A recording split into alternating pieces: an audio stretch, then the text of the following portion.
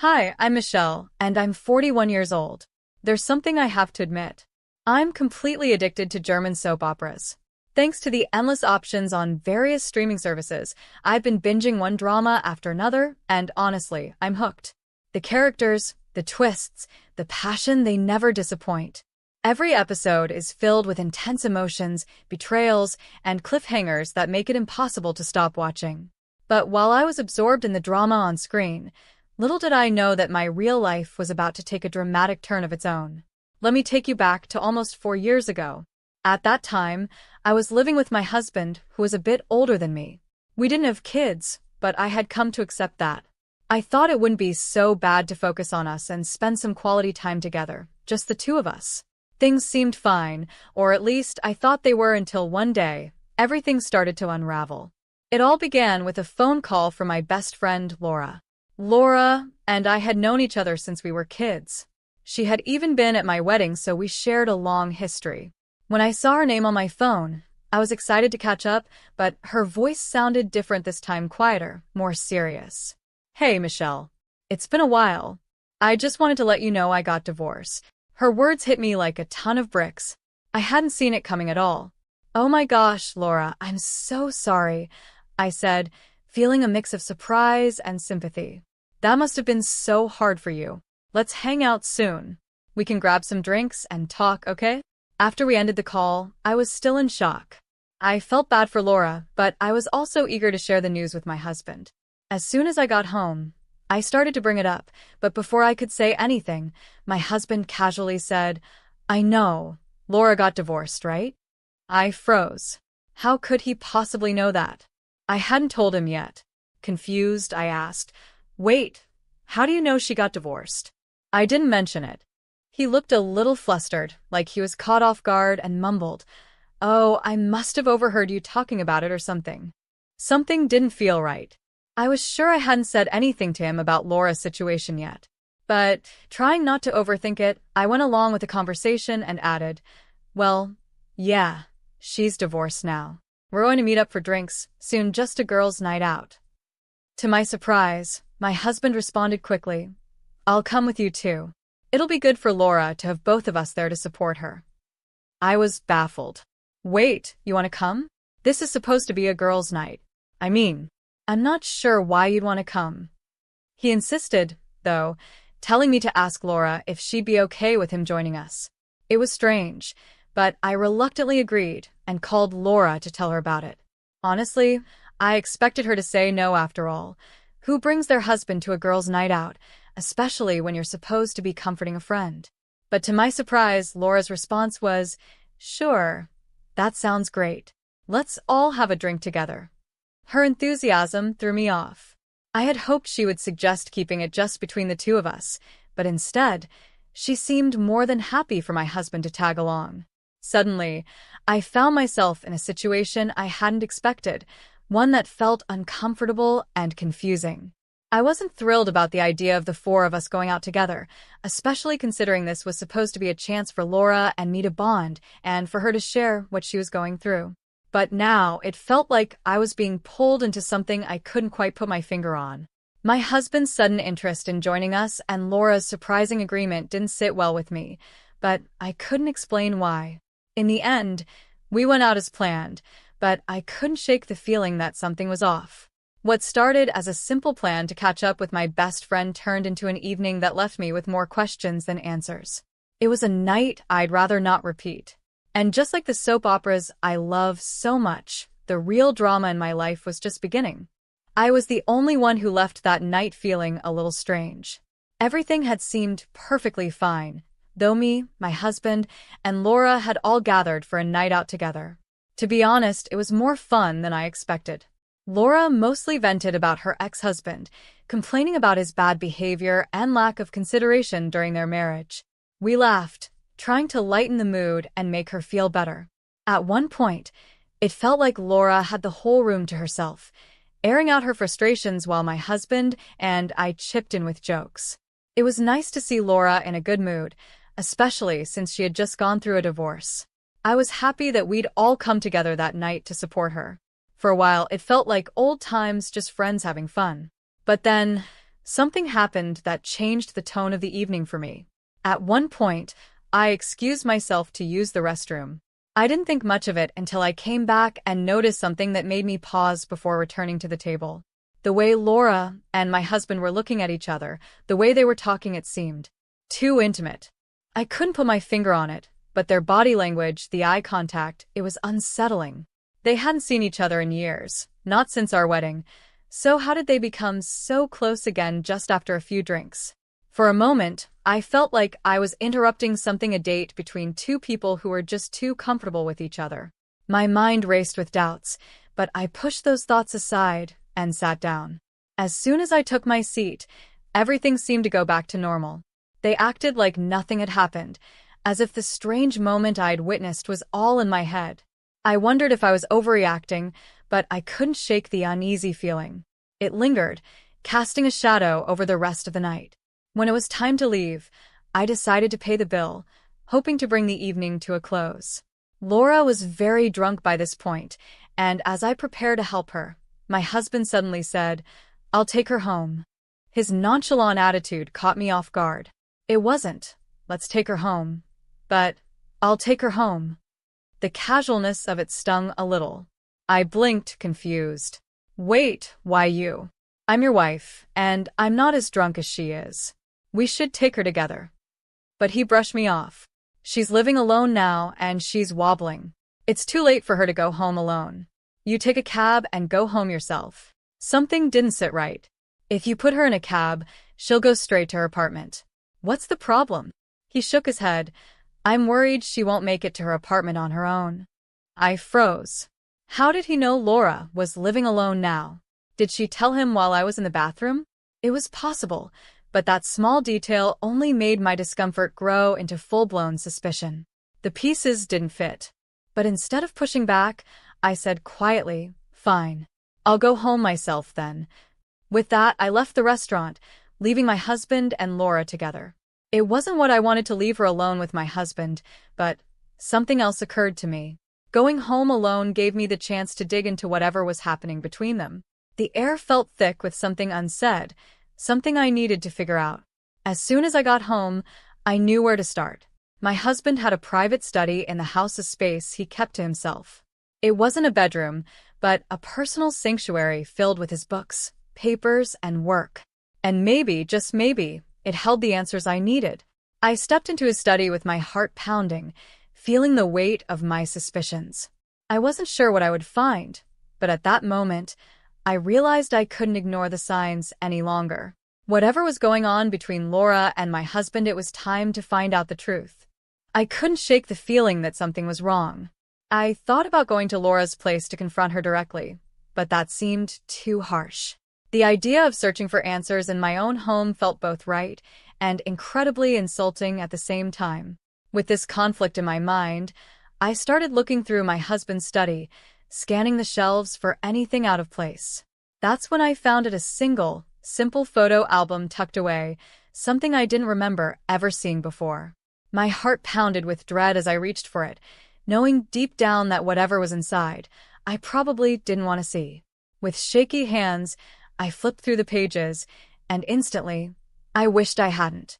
The album was full of pictures of my husband and Laura, smiling together, looking far too happy.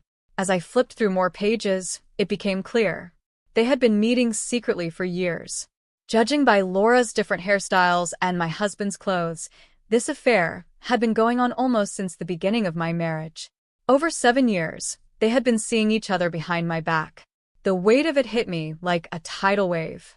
I felt sick. My stomach churned, combining my drunkenness with the disgust and betrayal flooding through me. I rushed to the bathroom, barely holding back the urge to vomit. Just as I leaned over the sink, I heard the front door open. My husband had come home. "Oh, you threw up? You drank too much, didn't you?" he said casually, as if nothing was wrong, gently rubbing my back. "Don't touch me," I snapped, shoving him away and slapping his hand. "Don't even touch me." He looked confused and tried to act calm. "Hey, it's me. Hold on, I'll get you some water." He thought I was just drunk, too far gone to know what was happening. But I wasn't. I was very aware, and I hated him. I wanted to drink enough to forget, to make the pain disappear, but that wasn't an option. Go sit in the living room, I managed to say. We need to talk. He paused, then asked, What's wrong with you? You're in a bad mood because I dropped Laura off? Seriously? He tried to make light of it, almost like he was joking, but his attempt at humor made me sick. I took a deep breath and gathered my thoughts. I wasn't going to play games. Let me ask you something, I said, walking into the living room with the photo album in hand. I held it up, showing him the cover.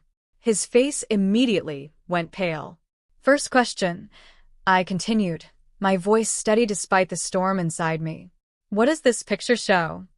He didn't answer, his silence telling me everything I already knew. Second question, I pressed. This is a yes or no question. Is there any wife in the world who could look at this photo and be okay with it? Again, silence. I took a step closer, my anger rising. Third question, how do you think I feel right now? Go ahead, give me your answer. He stood there, speechless, refusing to look me in the eyes. The quiet was unbearable, making me even angrier. Why don't you say something instead of just standing there? I spat, my voice shaking with rage. Stop acting like this is my fault. Finally, after what felt like an eternity, he sighed and spoke. Okay, I cheated. I'm really stupid. I'm sorry. His apology felt hollow, empty, like he was only saying it because he had been caught. There was no real emotion behind it, no regret. If he had broken down, cried, and begged for forgiveness, I might have felt better. But the way he was so calm and detached made me feel even worse. Then, without warning, he said the words that shattered everything. She's the one for me, he admitted, his voice quiet but firm. Laura and we both married the wrong people. After all these years, after everything, we finally found each other. We're soulmates. I stared at him, unable to process what I'd just heard. Soulmates? Destiny? What was this, some kind of romantic poem? It was like I didn't even know the man standing in front of me. What are you, a poet now? I snapped, disbelief and hurt washing over me. I couldn't believe he was saying these things so casually, like it was all part of some love story I was supposed to understand. But I didn't understand. I couldn't. After years of marriage, years of trust, he was telling me that it had all been a lie, that his heart had belonged to someone else the whole time. And worse, that someone was my best friend. At that moment, the reality of it all hit me. There was no fixing this, no going back. The person I thought I knew, the life I thought I had, was gone. And as I stood there, holding that photo album, I realized that the real drama wasn't in the German soap operas I watched on TV, it was happening in my own life. I was completely speechless. One moment, my husband was confessing to an affair with Laura, and the next he was talking about soulmates and spirituality, as if he'd suddenly transformed into some kind of spiritual guru. I know I made a mistake marrying you, he began. Our soul vibrations are different. We can't be happy together. This is all a test of fate for me and Laura. I just stared at him, my mind struggling to keep up. What on earth was he talking about? He had gone completely off the deep end, into some other dimension I couldn't reach. You and I were not connected on a spiritual level, he continued, looking at me like he was doing me some kind of favor by explaining. I hope you understand. Understand? I didn't understand anything. I had no idea what soul vibrations meant or what kind of test of fate he was talking about. What I did understand was that my husband and my best friend had betrayed me. That much was clear. But strangely, I couldn't even cry. I felt numb. In my mind, I was already giving him up to Laura. If they wanted to be together, fine. He wasn't exactly the greatest husband, and frankly, they probably deserved each other. I have no idea what you're talking about, I said, cutting through his spiritual nonsense. Except for the fact that you're speaking English. He looked a little stunned, but I wasn't done. Honestly, I don't think you and I are compatible either. I always knew you were a bit crazy, but this? I don't understand any of it. My husband sighed, like he had been expecting this response. So, if you feel that way, you'll agree to divorce me peacefully, right?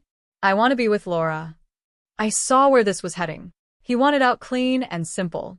No més, no conseqüències. But I wasn't about to let him off that easy. Oh, I see, I said, playing along. So, no alimony then, huh? He looked confused for a second, like he didn't understand what I was getting at. What? I mean, no, that's not what I cut him off, my voice flat and emotionless. I'm sorry, I must not be spiritually tuned in. I can't hear you anymore, whereas just a minute ago I could. My husband blinked, trying to process my sarcastic reply. What?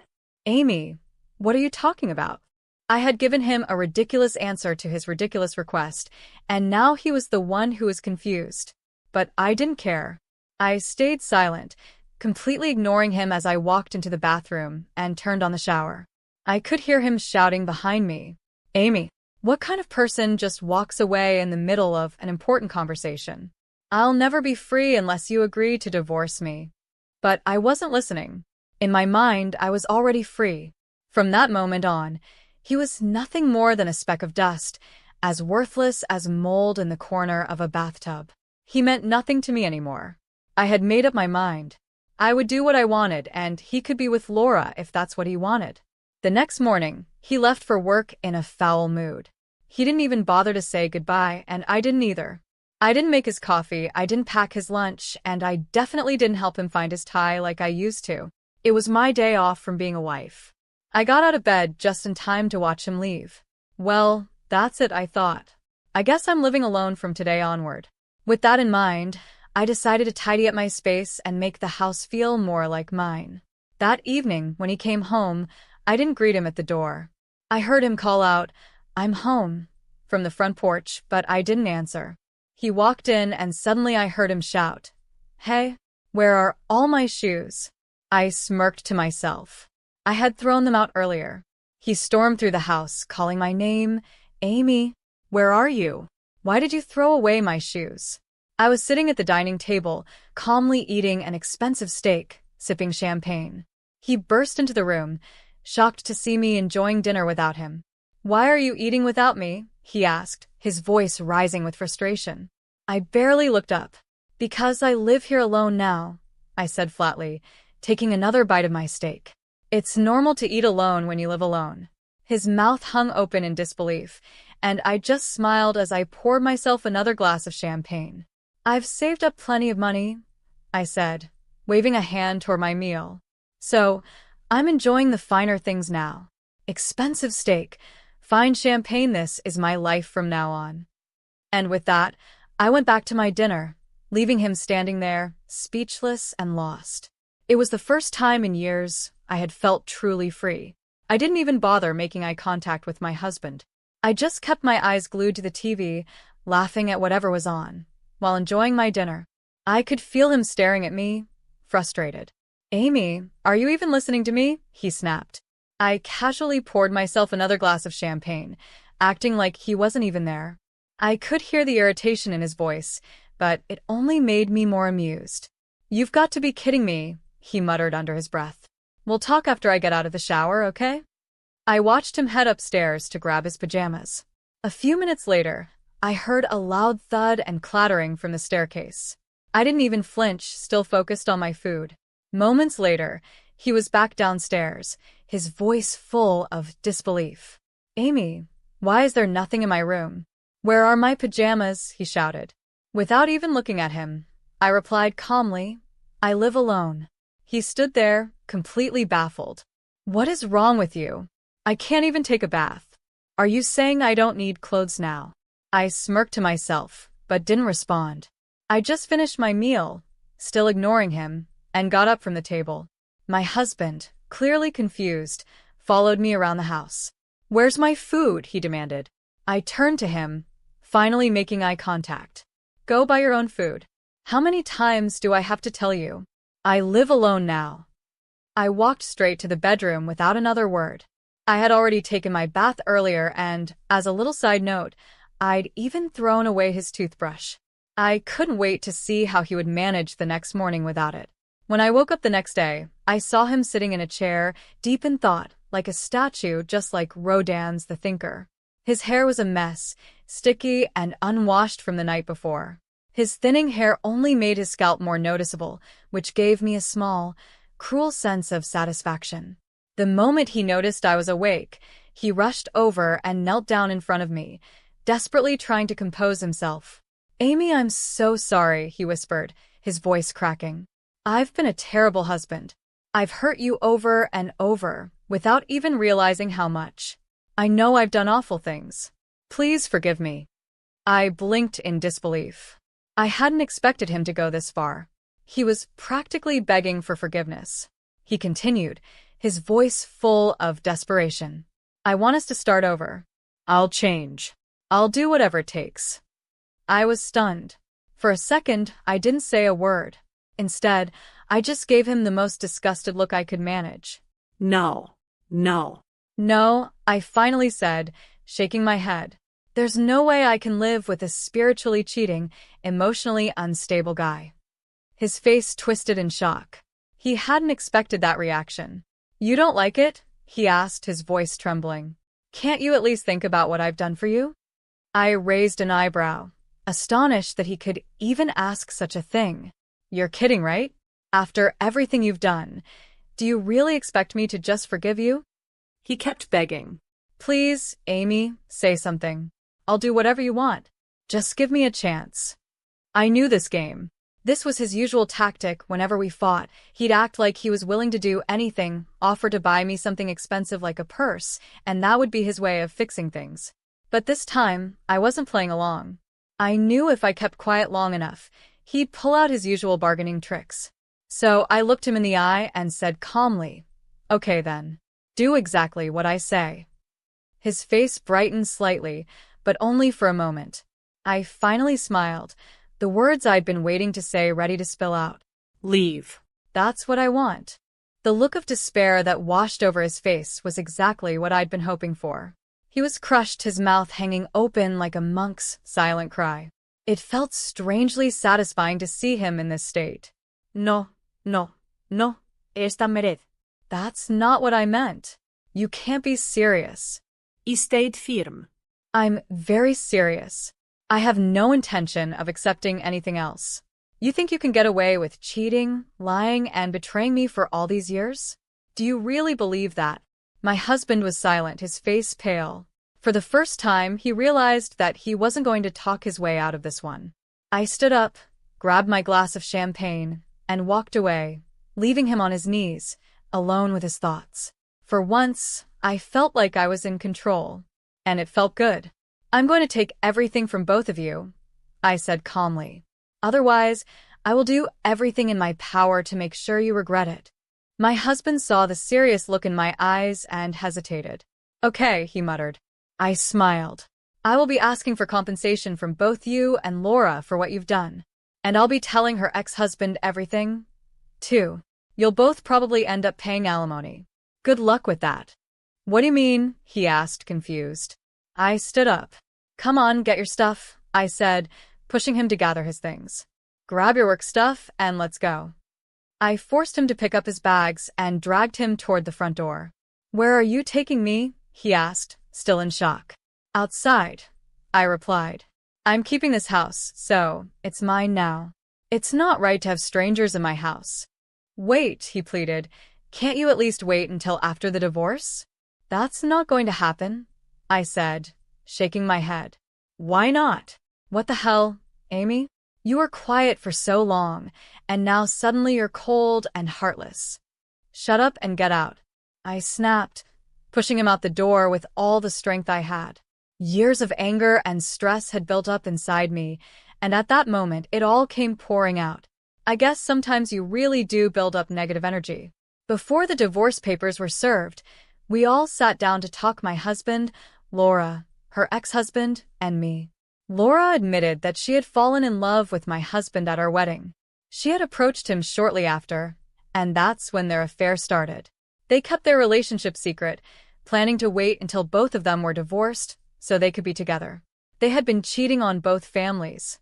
When Laura's ex-husband found out, he was devastated.